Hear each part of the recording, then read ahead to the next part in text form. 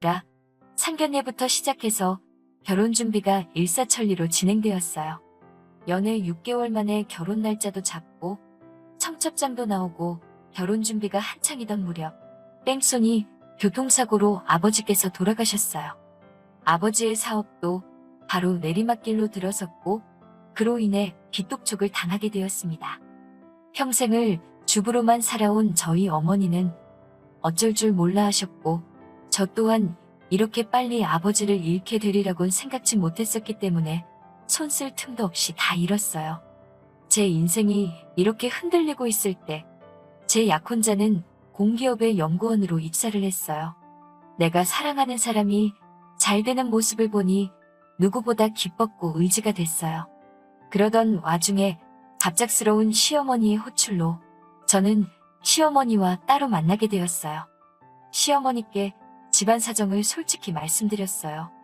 시어머니는 괜찮다 하시면서도 이제 자기 아들이 좋은 곳에 취직을 하니 주변의 기대도 크고 보는 눈도 많아졌다며 신경 좀 쓰라고 하시더군요. 그러면서 예단 목록이 적힌 봉투를 건네주셨어요. 씁쓸하더라고요. 집에 돌아와 친정 엄마와 함께 예단 목록을 확인해보니 고급 외제차에 예단비만 3억을 요구하더라고요. 그러면서 강남 아파트 한 채 값은 어렵더라도 반반은 부담했으면 좋겠다는 당부의 말씀까지. 제 여동생은 이 결혼 깨자는 거 아니냐며 어이없어하고 화를 내더군요. 결혼할 생각이 없는 것 같다면서요. 저는 다음날 약혼자를 만나 시어머니가 주신 예단 목록을 보여주며 이거 자기도 알고 있었냐고 물었어요. 그러자 약혼자는 어머니가 예단으로 이렇게 해오라고 하셨어? 그렇구나. 근데 다들 이 정도는 하지 않아? 라며 갈등 없이 준비했으면 좋겠다고 자리를 피하더군요. 그날 이후로 약혼자와는 연락하기가 점점 어려워졌어요. 항상 제가 회사에 찾아가고 연락하고 그랬죠. 왜 연락하기가 이렇게 힘드냐고 하면 매번 약혼자는 진급한 지 얼마 안 돼서 그런 건데 이해를 왜 못해주냐고 짜증을 내더군요. 그러던 어느 날 우연히 친정 엄마가 여기저기 전화를 걸어 돈을 빌려보려고 하시는 걸 듣게 되었어요. 제 예단을 어떻게든 해주고 싶으셨던 거죠. 그렇지만 엄마의 그런 모습을 보니 차마 더 이상 이 결혼을 하겠다고 우길 수가 없었어요.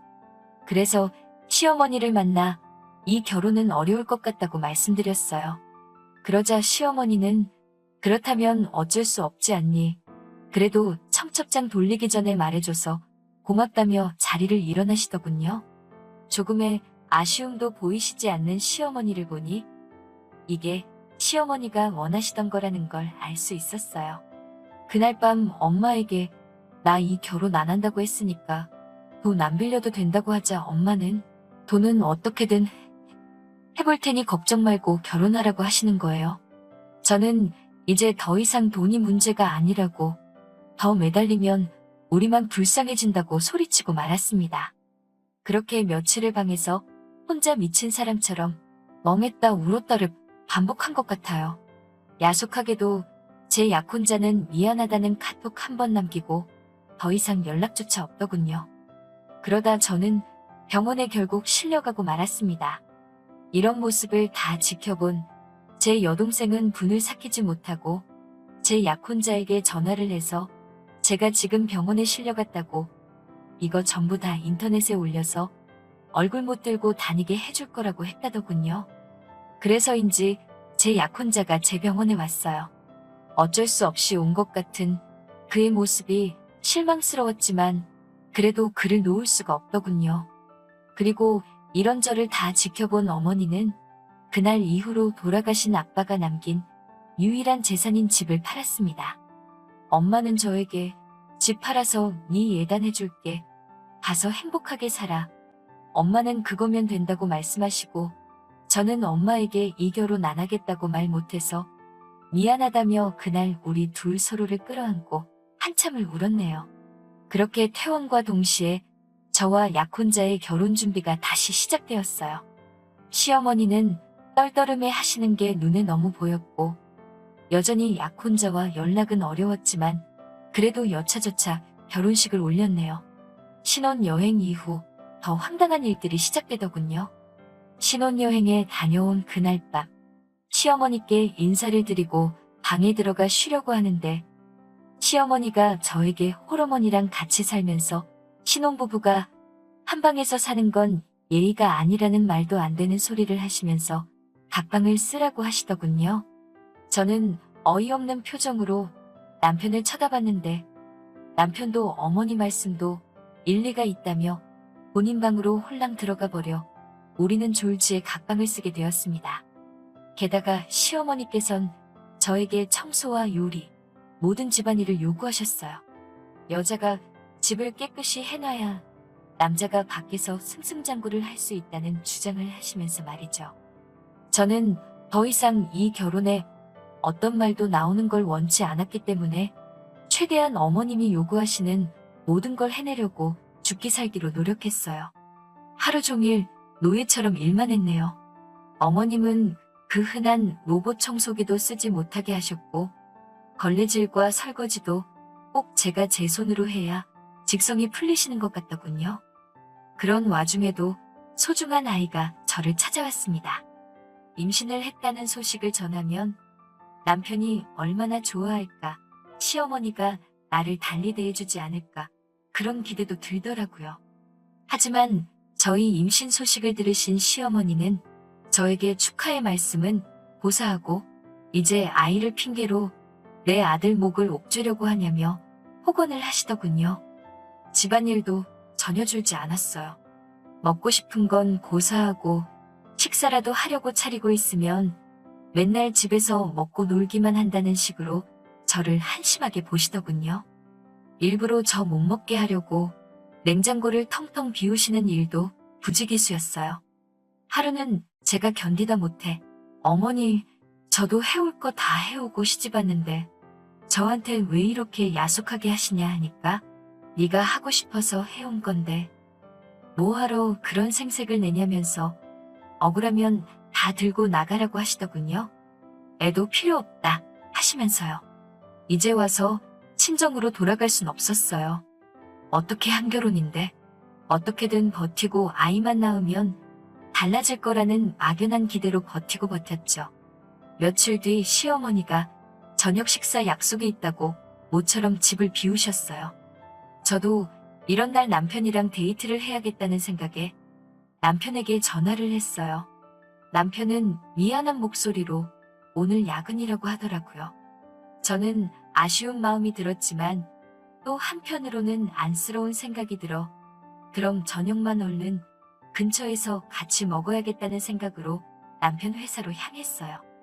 회사 근처에 거의 다 도착했을 무렵 남편에게 초밥은 어떠냐고 물어보려고 전화를 하는데 순간 건너편 길에 남편과 어떤 여자가 다정하게 팔짱을 끼고 지나가는 걸 봤어요. 저는 순간 이게 무슨 상황인지 파악이 되지 않아서 남편에게 전화를 걸었습니다. 받질 않더라고요. 저는 알 수 없는 예감에 손발을 덜덜 떨며 그 둘을 미행하기 시작했어요. 한 5분 정도 걸어가니 둘이서 분위기 좋아 보이는 레스토랑으로 들어가더군요. 저는 그때만 해도 마음 한구석에서 그래 뭐 회사 일 때문이지 않을까 생각했어요. 그런데 뒤따라간 레스토랑에는 저녁 약속이 있어서 늦는다고 하신 시어머니가 계시더군요. 셋은 이미 여러 번 같이 본 적이 있는 사이 같았어요. 시어머니는 저에겐 한 번도 보여주신 적 없는 밝은 표정으로 그 아가씨의 이름을 다정히 부르며 이야기를 하고 계셨어요. 저는 그 상황을 믿고 싶지 않았지만 그들의 대화를 들으면서 비로소 모든 걸 알게 되었습니다. 그 여자는 남편의 동료이자 내연녀였고 시어머니는 그 내연녀를 마치 며느리 마냥 생각하고 계셨던 거죠. 시어머니는 우리 아들이 너를 먼저 만났어야 하는데 찰거머리 같은 저를 만나서 청춘을 낭비하고 있다며 혀를 차시더군요. 저는 그 길로 집에 돌아왔어요. 냉정하게 판단해야 한다는 생각과 동시에 뱃속에 있는 내 아이가 너무 걱정이 되더라고요. 하지만 지나친 스트레스를 견디지 못하고 전 결국 일주일 뒤에 유산을 했습니다. 그러자 시어머니는 M이라는 사람이 지 몸도 똑바로 관리를 못해서 애가 죽었다며 폭언을 퍼부으시대요. 저는 더 이상 잃을 것도 눈에 보이는 것도 없었어요. 그래서 일단 증거를 확보하기 시작했어요. 시어머니도 남편도 제가 외도를 눈치챘다는 걸 모르고 있었기 때문에 저는 일단 흠신소에 의뢰를 했습니다. 남편과 상간녀는 어찌나 자주 만나는지 흠신소에서는 이렇게 쉬운 의뢰가 없었다며 100여장에 달하는 사진과 둘이서 모텔로 들어가는 영상까지 일주일도 걸리지 않아서 저에게 가져다 주었습니다. 이미 간통죄도 없어진 나라법에 제가 딱히 기대할 수 있는 건 없었어요. 저도 순순히 이혼해주고 물러날 생각이 없었고요. 저는 그날 저녁 식사 때 남편과 시어머니의 식사에 수면제를 섞었어요. 아니나 다를까 둘 다 식사를 마치자마자 몽롱한지 정신을 못 차리고 잠에 들더라고요. 그래서 저는 이때다 싶어 남편과 시어머니 휴대폰에서 그들의 지인들 연락처를 모조리 빼냈어요. 그리고 어머님이 보관하시던 집 문서를 챙겨서 도망쳤어요. 그리고 그날 저녁 그 집을 나와 호텔에 가서 방을 잡았어요. 그리고 남편의 연락처를 보고 남편에 가까운 친구 몇몇과 상간녀에게 두 년놈의 사진을 뿌렸습니다. 시어머니, 지인분들 몇몇에게도 그 사진을 뿌렸지요. 그 다음날 아주 제 전화기에 불이 난 것처럼 난리가 났더군요. 남편과 시어머니가 번갈아가며 저한테 미친 듯이 전화를 하고 문자를 보내고 화를 냈다가 빌다가 아주 난리도 아니대요. 그래서 저는 남편한테 자꾸 이러면 이번에는 당신 직장 동료들한테 뿌릴 거라고 나 건들지 말라고 경고한 뒤 시어머니한테 전화를 했어요. 시어머니께는 집 그거 내 명의로 해달라고, 그렇지 않으면 이 사진들을 당신 아들 회사 홈페이지에 올려서 아들 출세길 다 막을 거라고 소리소리 질렀습니다. 저희 시어머니 아주 아들 출세를 위해서라면 목숨도 내놓으실 양반이거든요. 역시나 약발이 들더라고요. 그 길로 호텔 카페로 오셔서는 벌벌벌 떨며 도장을 찍어주시던걸요. 그렇게 그 강남 아파트는 제 것이 되었습니다. 그렇게 집에 다시 돌아오니 남편이 자기 화를 못 이겨 집에서 씩씩대고 있더군요. 시어머니도 아들이 옆에 있어서 그런가 다시 기세가 등등하고. 근데 저는 더 이상 무서울 게 없었거든요. 그래서 제가 남편한테 나는 이혼할 생각 없다.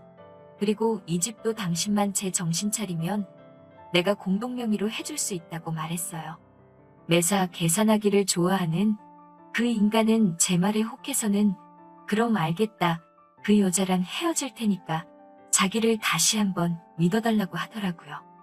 남편이 출근하고 나면 이제 전세가 역전이 되었어요. 제가 하던 일들을 다 시어머니께 맡겼죠. 어차피 저랑 남편이 결혼하기 전에는 시어머니가 하시던 일이 큰 일도 아니지 않나요? 저는 임신한 상태에서도 했는걸요? 뭐가 그렇게 억울하신지 결국 하루는 저한테 빽소리를 지르시다가 그대로 쓰러지셨어요. 바로 119를 불러 병원에 모셔갔는데 풍이 와서 반신을 못 쓰게 되신 거죠. 제가 원래 이렇게 지독한 사람이었던 걸까요? 저는 이때다 싶었어요. 기다렸다는 듯 모든 사진을 제가 가진 남편의 모든 연락처에 전부 다 보냈습니다. 그리고 그 상간녀에게도 네가 가장 행복한 날 내가 다 망쳐놓을 거라고 익명의 문자를 보냈습니다. 그리고 마지막으로 시어머니를 아무도 모르게 요양원으로 모시고 집을 팔아버렸어요. 소문에 의하면 지금도 남편이 저를 찾아 헤매고 있는 것 같더라고요. 이렇게까지 했어도 마음 한켠에 남은 응어리가 사라지질 않네요. 저 정말 나쁜 사람인 걸까요?